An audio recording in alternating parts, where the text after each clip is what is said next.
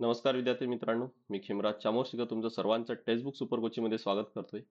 आज बघा आपण डिस्कस काय करणार आहोत. तर सायन्स अँड टेक्नॉलॉजी याचा जो मुख्य परीक्षेचा भाग आहे त्याचा अभ्यास कसा करायचा, कुठून करायचा, तुमचे काही जरी डाऊट्स असतील या सायन्स टेक्नॉलॉजीचा मुख्य परीक्षेचा राज्यसेवाचा जो मुख्य परीक्षेचा भाग आहे त्याबद्दल, तर डायरेक्ट चॅट बॉक्स मध्ये टाका. मी बऱ्यापैकी या व्हिडिओमध्ये कव्हर करण्याचा प्रयत्न तर करतोय, पण अजून काही इतर काही क्वेरीज आहेत चॅट बॉक्स मध्ये टाका. मी सर्व तुमचे कमेंट्स आहेत ते बघतोय. नाही, जर तुम्हाला पर्सनली माझ्याशी बोलायचं असेल तर माझा हा नंबर आहे 8793382448. कारण हा एक असा विषय आहे की मला वाटते की प्रिलिमचा भाग काय आहे ना, हा काय तर सॉर्टेड आहे. का? कारण प्रिलिमचा भाग आहे तो बदल केलेला नाहीये, तो आहे तसाच आहे. बदल झालेला आहे आपला सिलेबस, तो म्हणजे मेन्सचा मुख्य परीक्षेचा. पण यासाठी अभ्यास काय करायचं? आता हे पण आपल्याला माहिती आहे की सिलेबस हा सेम आता युपीएससी सारखा झालाय. आणि जर तुम्ही UPSC चे जर व्हिडिओ जर पाहिलेत की UPSC वाले काय वापरतात मेन साठी, मुख्य परीक्षेसाठी, तर तुम्हाला यासाठी कोणी कोणतं पुस्तक सांगणार नाहीच आहे. आणि आपल्याला करायचं नाहीये. आणि म्हणून तिथूनच काय तर आज आपण स्ट्रॅटेजी काय आहे, सोर्स काय, सिलेबस नेमकं काय असणार आहे ते कम्प्लीट डिटेल समजून घेणार आहोत. ठीक आहे, क्लिअर? चला, नंबर माझा स्क्रीनवर आहेच. नोट करून ठेवा. तुमची कोणतीही क्वेरीज आहेत syllabus related, strategy related, science related, सायन्सचा कंटेंट हवा आहे, त्याची प्रॅक्टिस करायची आहे, अशी काही जरी क्वेरीज असतील किंवा बॅच जॉईन करायचा आहे, व्हॉट्सअपचा आपण एक डेडिकेटेड ग्रुप सुद्धा तयार केलाय, तो जरी तुम्हाला जॉईन करायचा आहे तरी याच नंबरला मला मेसेज करा. टेलिग्राम ग्रुप दिलेला आहे. सोबत तुम्ही इंस्टाग्रामला सुद्धा खिमराज चामोर्शीकर सर्च करा, तिथं पण कनेक्ट करू शकता. ठीक आहे. आपला टेक्स्टबुकचा जो टेलिग्राम चॅनल आहे तो आहे super coaching MPSC by textbook. यावर टेक्स्टबुकचे एमपीएससी रिलेटेड सर्व सेशनचे अपडेट्स आहेत, पीडीएफ आहेत, सर्व इथं तुम्हाला मिळतील. बॅच आपल्याकडे यशोदे बॅच आहे एमपीएससी आणि युपीएससी साठी.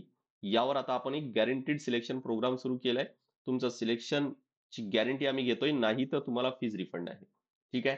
थोडा डिटेल डिस्कस करू. मेनचा सुद्धा क्रॅश कोर्स आहे, तो पण तुम्हाला जॉईन करता येईल.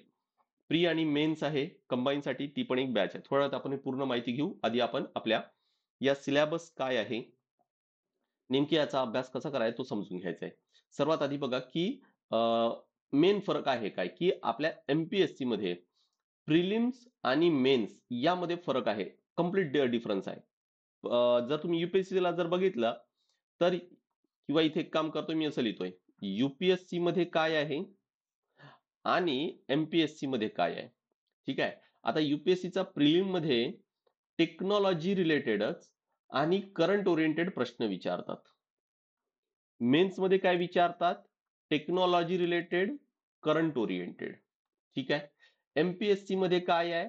जनरल सायन्स आहे, सामान्य विज्ञान आहे. जनरल सायन्स, सामान्य विज्ञान. आणि तो भाग स्टॅटिक आहे. फक्त आता याच वर्षी एक प्रश्न करंट ओरिएंटेड विचारलेला होता. सो आता तो काय आयोगाचा एमपीसी ट्रेंड बदलतोय का, सेम युपीएससी सारखा होतोय का, ते तर आता अजून एक दोन पेपर झाल्यानंतर आपल्याला लक्षात येईल, किंवा पुढचा पेपर झाल्यावर आपल्याला लक्षात येईल. मेन्स मध्ये काय विचारलं जाणार आहे तुम्हाला आता सांगतोय, की टेक करंट रिलेटेडच विचारल्या जाणार आहे. म्हणजे आपल्याला नक्कीच युपीएससी सारखा अभ्यास करायचा आहे. कारण जर तुम्ही सिलेबस जर पाहिलं युपीएससीचा आणि एमपीएससीचा, तर हा असाच आहे, काहीही फरक नाही, शब्द न शब्द सारखा आहे. 3 मुद्दे दिलेले आहेत. पहिला मुद्दा आहे विज्ञान व तंत्रज्ञान, त्यामध्ये घडामोडी म्हणजेच करंट अफेअर्स. बघा, हा घडामोडी म्हणजेच काय तर करंट अफेअर्स, त्यांची उपाययोजन, दैनंदिन जीवनातील परिणाम, म्हणजेच कम्प्लिटली काय आहे तर करंट रिलेटेड आहे. बरोबर. दुसरा पॉइंट काय दिलेला आहे, विज्ञान व तंत्रज्ञानातील भारतीयांची कामगिरी, याला आपण म्हणू की हिस्ट्री रिलेटेड, की भारताने एका क्षेत्रामध्ये किंवा इस्रोने कसं काय काय केलेलं आहे, काय काय प्रोग्रेस केलेलं आहे ते. तंत्रज्ञानाचे स्वदेशीकरण आणि नवीन तंत्रज्ञान विकसित करणे, this is also related to current affairs. Current affairs मध्ये चेक करायचे काय काय होत आहे, एखाद्या टेक्नॉलॉजी मध्ये काय नेमकं नवीन अपडेट आहे ते. बरोबर. आता बघा या दुसऱ्या पॉइंट मध्ये पण हा अर्धा भाग करंट रिलेटेड आला. माहिती तंत्रज्ञान, अवकाश, संगणक, रोबोटिक्स, सूक्ष्म तंत्रज्ञान, जैव तंत्रज्ञान इत्यादी क्षेत्रातील जागरूकता आणि बौद्धिक मालमत्ता हक्कांशी संबंधित समस्या. बरोबर. बौद्धिक मालमत्ता ज्याला आपण इंटेलेक्च्युअल प्रॉपर्टी राईट्स वगैरे म्हणतो, कॉपी राईट्स आहेत, पेटंट्स आहेत, ह्या सगळ्या गोष्टी. बरोबर. आता हे सर्व जे टेक्नॉलॉजी आहे, या टेक्नॉलॉजी मध्ये नेमकं काय विचारतात? कारण आहे तर तसा भाग खूप मोठा, पण युपीएससीचा जर आपण पॅटर्न जर पाहिलं तर परत करंट ओरिएंटेडच विचारतात या सर्वांवर. म्हणजे काही आता करंट मध्ये आहे का? जसं अवकाशामध्ये जर म्हटलं मी, स्पेस टेक्नॉलॉजीला आपण म्हणतो, की असं समजा की त्यामध्ये आहे काय तर इस्रोने कुठला एखादी सॅटेलाइट वगैरे लॉन्च केला, तर त्यावर मुख्यतः विचारले जाणार. म्हणजे विचार केला आपण तर इथं मॅक्झिमम पार्ट आहे हा करंट ओरिएंटेड आहे आणि तेच विचारले जाते. बरोबर? मग याचा अभ्यास कसा करायचा? पहिला मुद्दा एक क्लिअर करून घ्या. मी तुम्हाला काय म्हटलं, की प्रिलिम एमपीएससीचा प्री आणि मेन्सचा भाग. आता हा जो भाग आहे ना, जनरल सायन्स हा नक्कीच टेक्निकल भाग आहे. जे सायन्स बॅकग्राऊंडचे आहेत, त्यांना एक एक्स्ट्रा एज आहे, एक्स्ट्रा बेनिफिट आहे या प्रिलिमच्या भागामध्ये. मी ह्या गोष्टी ऍक्सेप्ट करतोय. पण जर तुम्ही हा जर भाग जर कन्सिडर केला, तर कोणी जर मी जर सायन्स बॅकग्राऊंडचा आहे, तर मला काही खूप फायदा होतोय, अशातली अजिबात गोष्ट नाही आहे. त्यामुळे हा एक मुद्दा चांगला आहे, की मेन्सचा भाग जर तुम्हाला हे जर वाटत असेल, की अरे मी तर आर्ट कॉमर्स बॅकग्राऊंडचा आहे आणि 3-4 प्रश्न जर यात येत असतील, तर मी हे सोडून इतर करतोय. पण लक्षात ठेवा, की आपण जर काही सोडत असणार, तर आयोग पण आपल्याला सोडतो हमखास. त्यामुळे काही असं सोडून चालणार नाहीये. आपल्याला करायचं सर्व आहे. सायन्सचा काय म्हटलं मी, की मेन्समध्ये जे प्रश्न विचारले जातील, त्यामध्ये तुम्हाला खूप काही टेक्निकल माहीत असल्याची गरजेच नाहीये. आणि कोणी सायन्स बॅकग्राऊंडचा आहे, तर त्याला खूप काही फायदा होतोय, अशातलं पण बाब नाहीये. त्यामुळे सोपं विचारलं जाणार, काही कठीण विचारलं जाणार नाही. दुसरं मी तुम्हाला म्हटलं, की करंट रिलेटेड विचारल्या जातंय. बरोबर. आता जसा हा जनरल सायन्स जर म्हटलं मी, जनरल सायन्समध्ये किती अभ्यास करायचा? मी म्हटलं, की फिजिक्स. मग फिजिक्समध्ये कोणकोणते टॉपिक अभ्यास करायचे? किती डेप्थमध्ये अभ्यास करायचा? काही गॅरंटी नाही. पण जर करंट रिलेटेड म्हटलं ना, तर आपण ना ते अँटिसिपेट करू शकतो. थोडासा मागचा अंदाज घ्या आणि यावर्षी त्या रिलेटेड काय करंट अफेअर्स आहेत. जसं ज्यावेळेस चंद्रयान असेल, तर ती खूप मोठी न्यूज. ज्यावेळेस गगनयान आहे, त्यावेळेस ती खूप मोठी न्यूज. तर यावर हमखास मग अशा वेळेस प्रश्न असतात. म्हणजेच काय, की आपण अंदाज लावू शकतो, आपण अँटिसिपेट करू शकतो, की नेमके काय विचारल्या जाणार म्हणून. मुख्य काय, की करंट ओरिएंटेड. म्हणजेच आपल्याला याचा जर अभ्यास सायन्स टेक्नॉलॉजी जर अभ्यास करायचा असेल, तर मुख्यतः करंट अफेअर्सवर फोकस करायचा आहे. आणि आपला जो super coaching MPSC by textbook हा जो युट्यूब चॅनल आहे, ज्यावर तुम्ही हा व्हिडिओ तुम्ही पाहतात, त्यामध्ये व्हिडिओ सेक्शनमध्ये जायचं आहे. व्हिडिओ सेक्शनमध्ये मी आता रेग्युलर व्हिडिओज कव्हर करतोय, जे करंट रिलेटेड आहे. त्यामध्येच मी आपला सायन्सचे सुद्धा करंट अफेअर्स तिथेच कव्हर होतील. म्हणजे तुम्हाला एक्स्ट्रा काही नोट्स काढायचे आहे किंवा इव्हन पीडीएफ पण शेअर करतो या टेलिग्रामला. त्यामुळे तुम्हाला काहीतरी एक्स्ट्रा खूप काही वेगळा अभ्यास करायचा आहे, अजिबात तशी गरज नाहीये. ते व्हिडिओज पहा रेग्युलर आणि शक्यतोवर त्यावर काही प्रश्न तयार करून उत्तर लिहिण्याचा प्रयत्न करा. तुमचा हा जो सायन्स टेकचा भाग आहे ना, सहज कव्हर होईल. बरोबर? आता जर बघितलं आपण तर याला किती महत्व आहे? एक तर बघा, टोटल 9 पेपर्स आहेत आपले. आहे ना? 2 लँग्वेजचे पेपर कन्सिडर करून आणि 2 आपले जो ऑप्शनलचे पेपर ते सर्व कन्सिडर करून किती 9 पेपर आहेत. या 9 पेपरपैकी एका पेपरमध्ये टोटल आहे किती तर 250 मार्काला एक पेपर आहे तो, ज्याला आपण काय म्हणतो तर जीएस-3 म्हणतो. ज्याला आपण काय म्हणतो जीएस-3. बरोबर? म्हणजे पेपरमध्ये जर पाहिले पहिले 2 लँग्वेजचे पेपर. मग पहिला पेपर, दुसरा पेपर, तिसरा पेपर आणि चौथा पेपर. चौथा पेपर म्हणजेच काय असतो तर जीएस-3. कारण पहिल्या पेपरमध्ये एसे आहे, दुसऱ्यामध्ये आहे काय जीएस-1 आहे, तिसऱ्यामध्ये जीएस-2 आहे, चौथ्यामध्ये मग जीएस-3 आहे. बरोबर? आता या जीएस-3 मध्ये एकूण किती प्रश्न विचारले जाणार? 20 प्रश्न विचारले जाणार. मी तुम्हाला यूपीएससीचा पॅटर्न सांगतोय कारण सेम एमपीएससी हमखास तेच फॉलो करणार आहे. 20 प्रश्न विचारले जातात. या 20 पैकी मग सायन्स टेकचे किती आहेत? मी एव्हरेज कन्सिडर करतोय 3 ते 4 प्रश्न एव्हरेज. कधी ते 2ही राहू शकतात आणि 5ही राहू शकतात बरं का. पण मी एव्हरेज तुम्हाला सांगतोय, की आतापर्यंत मॅक्सिमम इयरमध्ये 3-4, 3-4, 3-4 एखाद कधीतरी एखादी वर्ष मिळेल, की जिथं 2च प्रश्न आहेत. एखाद वर्ष आढळतो, की जर 5 प्रश्न विचारलेत. ते काही फिक्स नाहीये. पण आपण एव्हरेज कन्सिडर करून चालू, की 3 ते 4. म्हणजे 20 पैकी 4 जरी कन्सिडर केले तर 20% मार्क्स. बरोबर? 20% जे क्वेश्चन्स आहेत, मार्क्स आहेत, ते सायन्स टेकवर असणार आहे. बरोबर? आता मी तुम्हाला जसं म्हटलं की तुम्ही हा अंदाज जरी असा काढला आणि फक्त काही 20% सोडून देतो आणि मी 80% मग बाकी पूर्ण करतो. तर असं जर केलं तर आयोगही तसंच करतो मग. मी तुम्हाला परत सांगतोय, की कोणता जर भाग जर तुम्ही ऑप्शन म्हणून जर सोडत असणार, की मी हा नाही करत, तर त्याने चालणार नाहीये. कारण जो भाग आपण करतोय ना, त्यामध्ये आपण घरी असताना पेपरच्या आधी किती कॉन्फिडंट जरी असेल, की मी यातले 100% सगळे सॉल्व्ह करणार. पण असं होत नाही. आणि म्हणून आपल्याला अभ्यास सर्व करणं गरजेचाच असतो. त्यामुळे करायचा आहे. मी तुम्हाला ऑलरेडी सांगितलं, की सायन्स बॅकग्राऊंडचा आहे म्हणून काही खूप फायदा होतोय आणि आर्ट कॉमर्स बॅकग्राऊंडचा आहे म्हणून काय तर मला कठीण जातोय म्हणून सोडतोय मी. अशातला अजिबात भाग नाहीये. हा मेन्सचा पार्ट आहे. आणि याला आपण अंदाज पण लावू शकतो कारण करंट अफेअर्समध्ये काय जास्त चर्चेत आहेत ते जास्त चेक करा. बरोबर? आता याचा अभ्यास कुठून करायचा? बघा, जेवढं मी सायन्स टेक अभ्यास केलंय, मी त्यावरून सायन्स आणि टेक्नॉलॉजी टेक्नॉलॉजी यांची ना डेफिनेशन मी तयार केलेली सांगतो, जे मी समजलोय. सायन्स म्हणजेच काय, मी याला म्हणतोय की निसर्गाचे नियम. याला काय म्हणतोय मी, निसर्गाचे नियम. जसं मला सांगा की एखादी वस्तू वर फेकली की ती खाली येते का, कारण गुरुत्वाकर्षणमुळे आपल्याला माहित आहे. ती आपल्याला काहीतरी एवढ्या वेगाने फेकावी लागेल की ते पृथ्वीच्या गुरुत्वाकर्षणच्या बाहेर चालली जाईल. बरोबर, ज्याला मग आपण मुक्तिवेग वगैरे म्हणतो. आता हा मुक्तिवेग काही मानवाने तयार तर केलेला नाहीये, हा सर्व निसर्गाचा नियम आहे की तो किती असायला पाहिजे, गुरुत्वाकर्षण काय आहे, त्वरण किती आहे, ह्या सगळ्या गोष्टी. बरोबर. म्हणजेच हे जे निसर्गाचे नियम आहे, जनरल सायन्स म्हणजेच काय, तर निसर्गाचे नियम आहे. पण आता त्याचाच वापर आपण करतो आणि काय करतो, रॉकेट लॉन्च करतो. कॉन्सेप्ट तर हे वापरावे लागतीलच. कॉन्सेप्ट ते तर वापरावे लागतील. आणि काय करतो आता, टेक्नॉलॉजी म्हणजेच काय, तर आपण रॉकेट तयार केले, सॅटेलाइट लॉन्च केले. बट त्याशिवाय मला सांगा की जनरल सायन्स शिवाय शक्य आहे का? अजिबात नाहीये. बरोबर?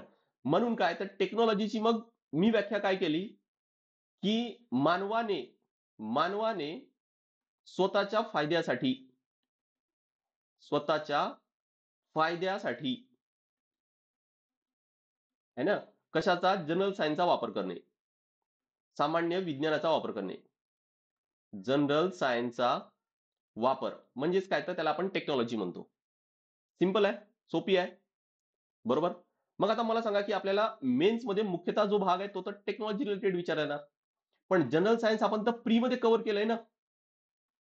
तुम्ही थोडंफार जरी वाचलंय ना प्री मध्ये जनरल सायन्स, तरी पण टेक्नॉलॉजीचे कॉन्सेप्ट समजायला कठीण जात नाही. ते सोपे असतात.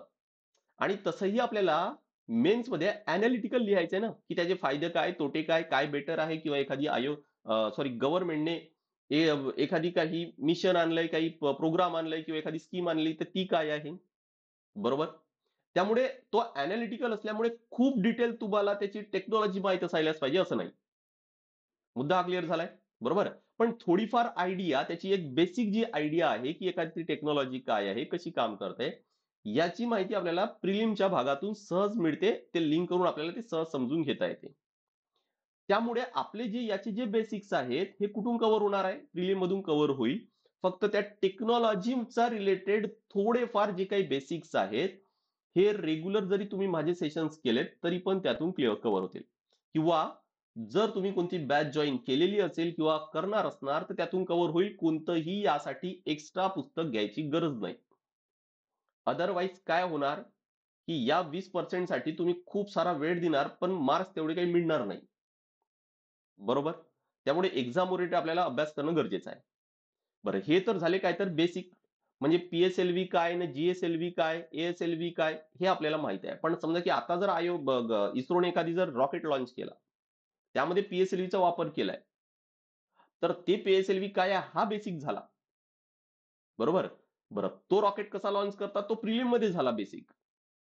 पण आता आहे काय, आता आपल्याला प्रश्न विचारला जाईल की तो रॉकेट, त्या रॉकेटचं नाव काय होता, कोणत्या प्रकारचा होता, कोणते सॅटेलाइट त्याने लॉन्च केले, हे समजून घ्यावं लागतील. आणि तेच आपल्याला उत्तरामध्ये लिहावं लागेल.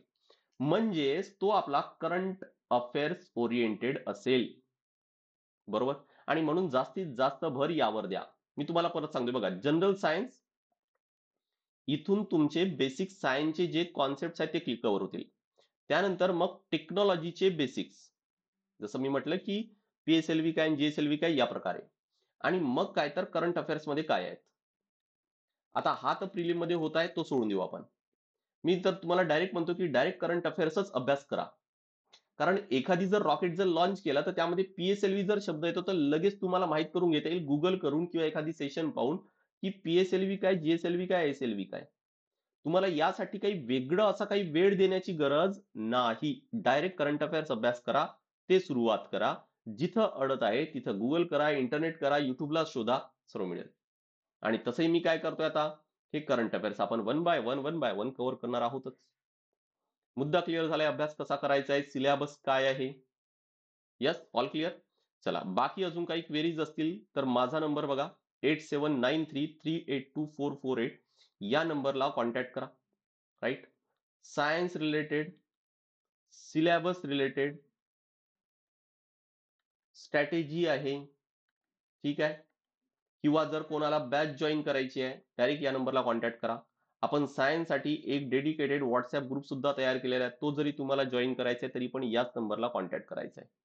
ठीक आहे. बाकी हा टेलिग्राम चॅनल आहे. यावरच माझ्या सर्व सेशनचे अपडेट्स आहेत, पीडीएफ आहेत, सर्व मिळतील आणि कोणतीही बॅच घेत असताना कुपन कोड वापरायला विसरू नका.